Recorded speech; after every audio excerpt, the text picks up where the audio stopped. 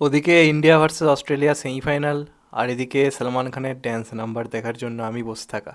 এটা তারাই বুঝবে যারা ওই জেনারেশনটা কাটিয়ে উঠেছে। সলমান খানের ড্যান্স নাম্বারের ইমোশনটা কোথায়, ক্রেজটা কোথায়, সেটা মানে জানে যারা আমাদের জেনারেশনের সবাই।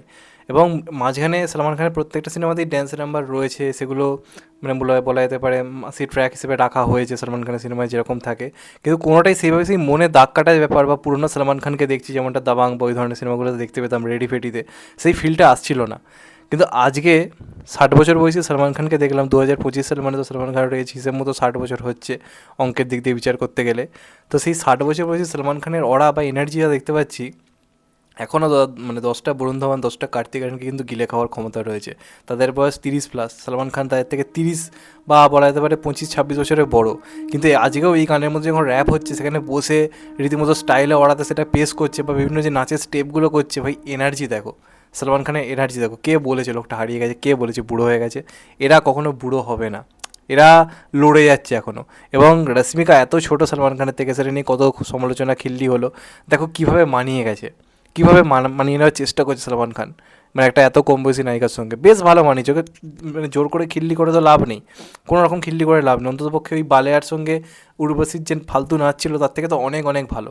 কিন্তু ওটা নিয়ে সবাই নাচানাচি করলে দেখুন, এটাকে নিয়ে হয়তো খিল্লি ফিল্লি করবে যে কী করছে সলমান খান, হ্যানা ত্যানা এইসব, মানে হবে না ওরকম। কিন্তু আমার কিন্তু গানটা সলমান খানের যে প্রেজেন্টেশনটা মারাত্মক লেগেছে। অনেক দিন পরে সলমান খানকে দেখে ভাই মারাত্মক লাগছে। সেই ফিলটা কোথাও গিয়ে পাচ্ছি, যেটা সলমান খানের গান এলে পেতাম, যে একটা সেই অরা, একটা ঈদের সং বা এরকম মানে ড্যান্স নাম্বার এলে যে এটা হতো। আর এই গানটায় মিউজিকের কথা যদি বলি, মিউজিকটাও কিন্তু বেশ ক্যাচি হয়েছে। প্রীতম এই ধরনের মিউজিক তো বহু আগে দিত। মানে প্রীতম, মানে এখনও দেখো পুরোনোটাই কিন্তু বুড়ো হারিয়ে কিন্তু ভেলকি দেখা যাচ্ছে। প্রীতম পুরোনো মিউজিক ডাইরেক্টর, কিন্তু এখনও দেখো সেই মানে ক্যাচি মিউজিক অনেকেই তো নতুন নতুন দেওয়ার চেষ্টা করলো, কেউ এই পুরোনো ভাইবসটা কিন্তু ফিরিয়ে আনতে পারেনি। প্রীতম পারলো। এবং এবি নাকাসাসিস গানটা গেয়েছে, বেশ ভালো মানে গেয়েছে গানটা। মানে সলমান খানের গলাতে ভালো রকমভাবে মানিয়ে গেছে গানটা। আর তার সঙ্গে দুজনের যে কেমিস্ট্রিটা, সলমান এবং রশ্মিকার, খুব খারাপ কিন্তু লাগছে না। বেসিক্যালি সিনেমা হল এই গানটায় কিন্তু মজা আসবে, মানে বেশ মজা আসবে।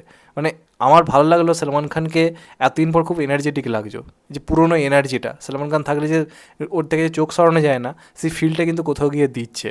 এবং এটা একটা এমন গান হয়েছে যে গানটা কিন্তু নাচতে আপনাকে বাধ্য করবে। মানে সিরিয়াসলি টিভিতে জোরে সাউন্ড দিয়ে ভলিউম বাড়িয়ে শুনতে ইচ্ছে করবে। বিভিন্ন পার্টি ফার্টিতে আপনি নিজের ইচ্ছে গানটা চালাবার শখ জাগাবেন, অনেকদিন পর ভাইয়ের গান আপনার চালাতে ইচ্ছে হবে। তো এটা অনেক দিন পরে কিন্তু হলো সলমান খানের সিনেমার ক্ষেত্রে। এর আগে যে কিসিকে ভাই কিসিকে জানে তুমি গানগুলো দেখো, এই ভাইবসটা ম্যাচ করতে পারছিল না। তো সেখানে অনেক দিন পর প্রীতমের মিউজিক একটা প্রপারলি ক্যাচি নাম্বার এলো। তো এটা মূলত তো ঈদ স্পেশাল একটা সং হয়েছে। এবার একটা হোলি স্পেশাল সং আসতে চলেছে, সেটাও আই থিঙ্ক ভালো হবে। তো আমাকে যদি বলো ট্রেলার মানে টিজার বা গানের দিক দিয়ে যদি বলো, আমার কিন্তু এক্সপেকটেশন পূরণ হচ্ছে। আমি কিন্তু কোথাও গিয়ে পুরোনো সলমান খানকে পাচ্ছি, আমার কিন্তু নো ডাউট ভালো লাগছে। তো এই গানটা আমার ঠিকঠাকই লেগেছে, আমার দিক দিয়ে বিচার করতে গেলে ভালো হয়েছে। এবং গানটার সেট ডিজাইনও কিন্তু খারাপ হয়নি, দেখতে ভালো লাগছে গানটা ওভারঅল। তো এটাই আমার বক্তব্য। তোমাদের কি মনে হয় গানটা নিয়ে অবশ্যই কমেন্ট করে জানাও। চ্যানেলটা নতুন হলে চ্যানেলটা সাবস্ক্রাইব করে দিও অ্যান্ড কেটে দেবে বেল আইকন। ভালো থেকো সবাই, টেক কেয়ার, নমস্কার, আবার দেখাবে। এখন তো বাই, সবাই ভালো থেকো, সুস্থ থেকো, টেক কেয়ার, আবার দেখাবে, ভালো থেকো।